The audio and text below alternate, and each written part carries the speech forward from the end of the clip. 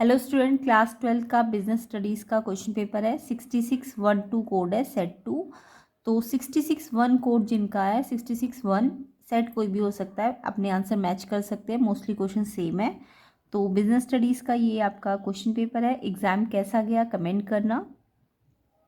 CBSE board exam 2025। तो इसका solution करेंगे हम। पहले इसके ऑब्जेक्टिव क्वेश्चंस को देखेंगे। एग्ज़ाम इजी था, हार्ड था, कमेंट करना। एंड अदर कोड्स के भी आपको सोल्यूशन मिल जाएंगे। प्लेलिस्ट का लिंक आपको डिस्क्रिप्शन में मिल जाएगा, चेक कर लेना। तो फर्स्ट क्वेश्चन है इसमें स्टेटमेंट 1।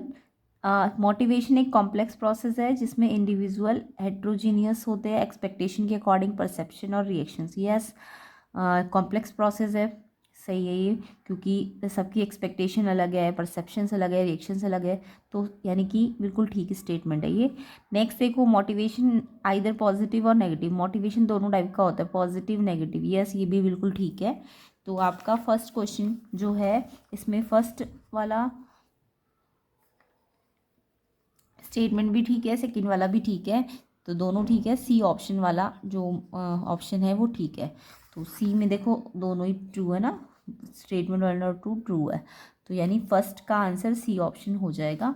तो सब बच्चों का आंसर सी ऑप्शन है, कमेंट करना। नेक्स्ट क्वेश्चन देखो, organising provide a clear description of job and related duties, this help to avoid confusion and duplication. तो ऑर्गेनाइज करते हैं जब हम, तो एक जॉब्स और उसकी जो ड्यूटी होती है उनको हम डिस्क्राइब कर पाते हैं, उसको मतलब उनको एक क्लियर डिस्क्रिप्शन मिल जाता है। यस, बिल्कुल ठीक है, उससे कन्फ्यूज़न और डुप्लीकेशन में अवॉइड करने में हेल्प मिलती है, ये भी ठीक है। और ये बोला है ई ऑर्गेनाइजिंग की कौन से इम्पोर्टेंस का कौन सा पॉइंट है, तो adaptation, change, effective administration, development of personal की एक्सपेंशन एंड ग्रोथ। तो इसका करेक्ट आंसर है इफेक्टिव एडमिनिस्ट्रेशन। ये वाला जो इंपॉर्टेंस का पॉइंट है ये है, ये बी ऑप्शन इसका सही है। सेकंड का आंसर बी इफेक्टिव एडमिनिस्ट्रेशन, ये आंसर है। तो आई होप सबने ये लिखा होगा। नेक्स्ट क्वेश्चन देखो, थर्ड। हाई इन्फ्लेशन रेट जो होता है रिजल्ट लाता है इन कंस्ट्रेंट्स ऑन बिजनेस एंटरप्राइजेस में।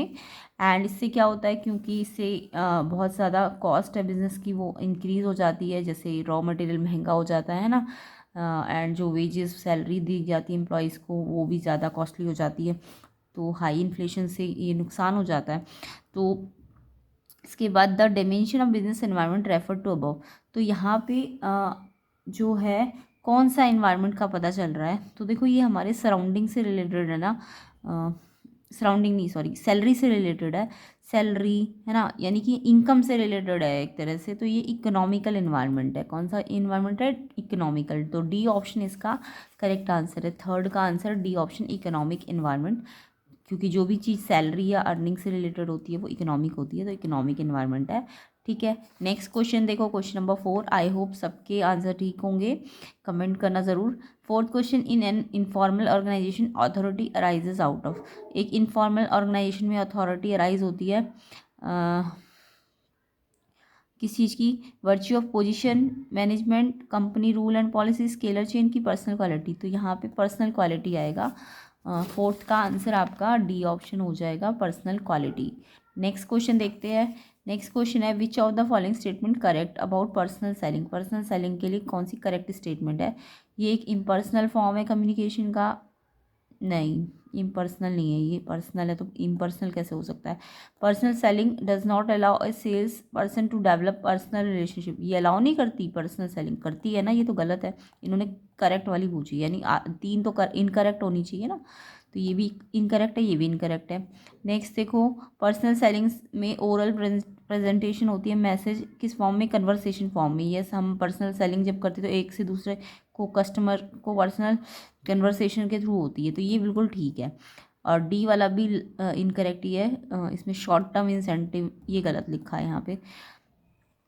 ये तो पर्सनल सेलिंग में तो लॉन्ग टर्म इंसेंटिव्स होंगे ना, तो ये गलत है।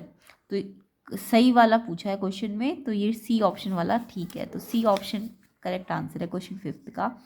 नेक्स्ट क्वेश्चन देखो, साधना एक ग्रेजुएट है, एक इंस्टीट्यूट है मैनेजमेंट का, रेप्यूटेड इंस्टीट्यूट है, और वो एक बहुत अच्छी मैनेजर है। वो अपनी नॉलेज को पर्सनलाइज करती है, स्किलफुल मैनर में अलग अलग सिचुएशन में यूज़ कर लेती है।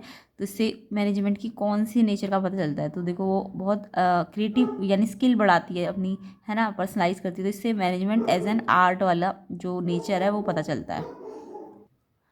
तो क्वेश्चन 6 का answer A option, management as an art वाला आंसर